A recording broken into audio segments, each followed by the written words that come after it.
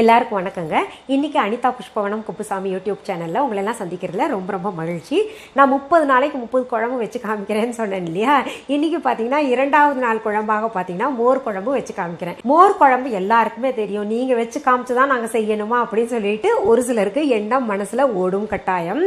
பார்த்தீங்கன்னா இப்போ நீங்கள் செய்கிற மாதிரி நான் செய்ய முடியாது, நான் செய்கிற மாதிரி நீங்கள் செய்ய முடியாது. ஒவ்வொருத்தருக்கும் ஒவ்வொரு ஸ்டைல் இருக்கு இல்லையா? இல்லை நான் செய்கிற மாதிரியே நீங்களும் செய்யலாம். இந்த ஜென்ரேஷனில் இருக்கிற பிள்ளைங்களுக்கு பார்த்தீங்கன்னா சமையல் தெரியாது. காரணம் என்னென்னா அவங்க கற்றுக்க கூடாதுன்னு கிடையாதுங்க. படிப்புன்னு படிப்பில் நேரம் போயிடுது.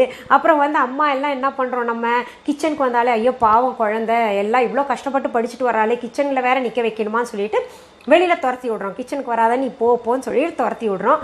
அதனால் அம்மா வீட்டில் செய்கிறதுக்கான வாய்ப்புகள் இல்லை. படிப்பு முடிஞ்ச உடனே பார்த்தீங்கன்னா வேலைக்கு போக ஆரம்பிச்சிடுறாங்க. வேலைக்கு போயிட்டு வந்துட்டோம், அம்மா என்ன சொல்கிறாங்க, டயர்டாக வந்திருக்கும் புள்ள, அதனால் செய்ய விடக்கூடாதுன்னு சொல்லிட்டு அப்பவும் தடுத்துடுறோம் நம்ம. அப்புறம் திருமணம் ஆயிடுது. திருமணமாகி போன பின்னாடி அவங்களுக்கு சமையல் ரொம்ப கஷ்டப்படுவாங்க தெரியாமல். அந்த மாதிரி பிள்ளைங்களுக்கு தெரியாதவங்களுக்காக தான் நான் இப்போது செஞ்சு காமிக்கிறேங்க. இன்னைக்கு 2வது நாள் குழம்பாக மோர் குழம்பு ரொம்ப சுவையாக இருக்கும். சரி, அதற்கு தேவையான பொருள்கள் முதல் என்னென்னு பார்த்துடலாம். கெட்டியான தயிர் 1 கப், வெள்ளை பூசணிக்காய் உப்பும் மஞ்சத்தூளும் போட்டு நான் வேக வச்சு வச்சுருக்கேன் பாருங்கள். அது 1 கீத்து எடுத்துக்கோங்க. துருவிய தேங்காய் 2 டேபிள் ஸ்பூன், 3 பச்சை மிளகாய், 1 டீஸ்பூன் சீரகம், 1 சிறிய துண்டு இஞ்சி, 1 டீஸ்பூன் துவரம் பருப்பு, 1 டீஸ்பூன் அரிசி ஊற வைத்தது, பெருங்காயத்தூள் 1/4 டீஸ்பூன், கடுகு 1 டீஸ்பூன், உளுத்தம் பருப்பு 1 டீஸ்பூன், மஞ்சள் தூள் 2 சிட்டிகை, காய்ந்த மிளகாய் 2, கறிவேப்பிலை இலைகள் 10, கொத்தமல்லி இலைகள் 1 டீஸ்பூன். முதல்ல என்ன பண்ணணும்னா மிக்சி ஜார் எடுத்துக்கோங்க. அதில் கெட்டி தயிரை போட்டு சும்மா ஒரு ஓட்டு ஓட்டணும், அவ்வளோதான். ஏன்னா அது நல்லா கடைஞ்சிடலாம். மத்தில் போட்டு கடைஞ்சாலும் சரி, இல்லாட்டி மிக்சியில் நான் எல்லாம் பார்த்தீங்கன்னா சுலபமாக செய்யணும்னா மிக்சியில் ஒரு ஓட்டு ஓட்டுனேன்னா எல்லாம் சரிசமமாக எந்த திரியும் இல்லாமல் எந்த கட்டியும் இல்லாமல் சரியாயிடும். அந்த மாதிரி செஞ்சு வச்சுக்கோங்க. இதில் பார்த்தீங்கன்னா அரைக்கிறதுக்கு தேங்காய், சீரகம், பச்சை மிளகாய், இஞ்சி துண்டெல்லாம் போட்டிருந்தேன்ல. ஒரு சிலர் இஞ்சி சேர்க்க மாட்டாங்க, ஒரு சிலர் இஞ்சி சேர்ப்பாங்க. இஞ்சி சேர்த்தா ரொம்ப கூடுதல் டேஸ்ட்டாக இருக்குது. நான் ஒரு பெரிய ஹோட்டலில் சாப்பிடும்போது அது சேர்த்துருந்தாங்க, ரொம்ப சுவையாக இருந்தது. அதனால் அப்போலேருந்து நான் சேர்க்க ஆரம்பிச்சிட்டேன்.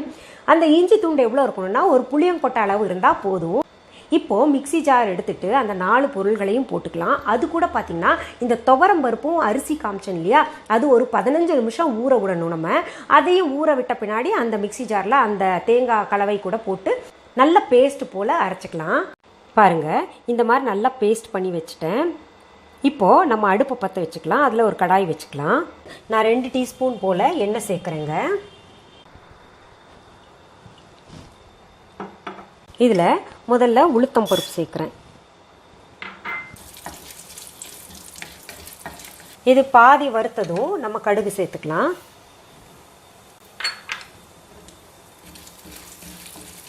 கடுகு வெடிக்கட்டும்.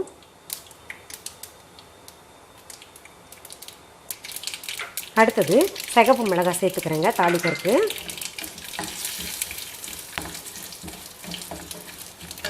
அடுத்தது கறிவேப்பிலை போட்டுக்கலாம். அடுத்தது பார்த்திங்கன்னா நான் வேக வச்ச பூசணிக்காய் போட்டேங்க. இந்த பூசணிக்காய் எப்படி வேக வைக்க, இந்த பூசணிக்காவை தோல் நீக்கிட்டு நான் சின்ன சின்ன துண்டாக்கிட்டு கொஞ்சம் உப்பு மஞ்சத்தூள் சேர்த்துட்டு மேனுவலாகவே வேக வச்சேன். இப்போ வேணும்னா அவசரமாக செய்கிறவங்க என்ன பண்ணால் குக்கரில் ஒரு விசில் எடுத்துக்கலாம். இதில் பூசணிக்காய் மட்டும்தான் போடணுமா அப்படின்னா அப்படி கிடையாது, வெண்டைக்காய் கூட போடலாம். இதே ப்ரொசீஜர் தான். வெண்டைக்காய் நல்லா வதக்கிக்கணும் எண்ணெயில். ஒரு சிட்டிகை மஞ்சத்தூள் வேக வைக்கும்போது போட்டேன், இன்னொரு சிட்டிகை தூள் இப்போ சேர்த்துருக்கேன். அடுத்து நம்ம வேக வச்சோம் இல்லையா தேங்காய் மசாலா, அது போட்டிருக்கேன்.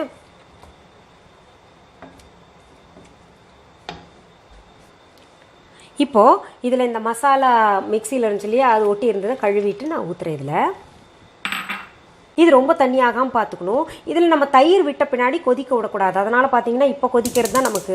இதில் தாளிக்கிறதுல பெருங்காயத்தூள் போடணும். நான் பெருங்காயத்தூள் அப்போ போட மறந்துட்டேன், அதனால் இப்போ சேர்க்குறேன். பொதுவாகவே பெருங்காயத்தூள் நம்ம நடுவில் கூட சேர்க்கலாம், அது பிரச்சனை இல்லை.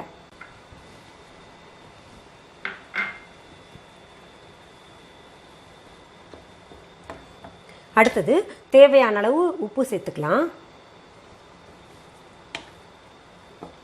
இந்த அரைச்ச மசாலா இருக்கு இல்லையா, அதுக்கு இருக்கக்கூடிய அந்த பச்சை வாசனை போகணும். அதனால மோர் சேர்க்கறதுக்கு முன்னாடி நல்லா கொதிக்க விட்டுறலாம். அதை அடுத்தது சும்மா வாசனைக்கு கொத்தமல்லி எல்லாம் சேர்க்குறேன். கொத்தமல்லி வந்து ஆப்ஷன் தான், நீங்கள் வேணும்னா சேர்த்துக்கோங்க, இல்லாட்டி வேண்டாம்.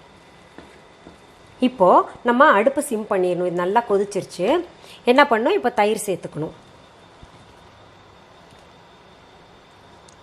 இது எவ்வளோ கெட்டி வேணும்னு சொல்லிட்டு நீங்கள் தான் முடிவு பண்ணணும். இந்த மோர் குழம்பு செய்யும்போது பார்த்தீங்கன்னா கொஞ்சம் இந்த தயிர் வந்து கொஞ்சம் லைட்டாக புளிச்சிருந்தா ரொம்ப சுவையாக இருக்கும் மோர் குழம்பு. நல்லா வாசனை வருதுங்க. இங்கே செஞ்சு பாருங்கள், அவ்வளோ டேஸ்ட்டாக இருக்கும். இப்போ வேணுங்கிறவங்க, உங்களுக்கு இன்னும் கொஞ்சம் கலர் வேணும்னு நினைக்கிறவங்க மஞ்சத்தூள் சேர்த்துக்கலாம். இது எனக்கு சரியாக இருக்குது. பாருங்கள், பபுள் மாதிரி வருது பார்த்தீங்களா? இன்னும் 4-5 இடத்துல பபுள் மாதிரி வந்தோடனே நம்ம இறக்கிடலாம். அது வந்து நம்ம கொதிக்க விட்டோம்னா பால் திரிஞ்சா எப்படி இருக்குமோ அந்த மாதிரி ஆகிடும். சுவையும் நல்லா இருக்காது. புதுசாக செய்கிறவங்களுக்கு சொல்கிறேன், இது சரியான பக்குவத்தில் செஞ்சுருக்கோமா அப்படின்றது பார்த்தீங்கன்னா இப்படி கலக்கும்போது நமக்கு திரியாக இருக்கக்கூடாது உள்ளர. அப்படி இருந்துச்சுன்னா சரியான பக்குவத்தில் செஞ்சுருக்கோன்னு அர்த்தம். இது ரொம்ப நல்லா சரியான பதத்தில் வந்திருக்கு. இது கூட தொட்டுக்கருக்கு பார்த்தீங்கன்னா நல்லா கிழங்கு வறுவல், இல்லாட்டி வாழைக்காய் வறுவல், சேனக்கிழங்கு, சேப்பங்கிழங்கு, இந்த வறுவல் எல்லாம் செஞ்சால் நல்லாயிருக்கும். எதுவும் செய்ய முடியலையா, ஒரு வடவும் பொரிச்சு வைங்க, அப்பளம் பொரிச்சு வைங்க, அவ்வளோ சுவையாக இருக்கும். தினமும் நம்ம பருப்பு குழம்பு சாப்பிட்டு போர் அடிக்கும் இல்லையா? அதனால் இந்த மாதிரி வித்தியாசமாக 2ஆம் நாள் குழம்பாக இன்றைக்கி மோர் குழம்பு செஞ்சு காமிச்சிருக்கேன். இப்போ நான் சாப்பிட்டும் பார்த்துட்றேனே, நான் சரியாக செஞ்சுருக்கேனா நான் தானே பார்க்கணும்.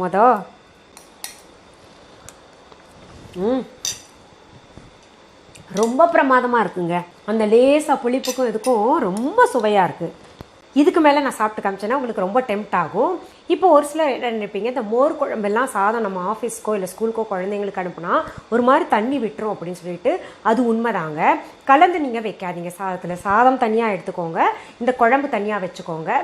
அங்கே போயிட்டு கலந்து சாப்பிட்டிங்கன்னா ரொம்ப சுவையாக இருக்கும். சரி, இன்னைக்கு நம்ம மோர் குழம்பு பார்த்தோம். 3ஆவது நாளாக என்ன குழம்பு செய்ய போகிறேன்னு சொல்லிட்டு அடுத்த எபிசோடில் நீங்கள் பாருங்கள். அது வரைக்கும் நன்றி, வணக்கம்.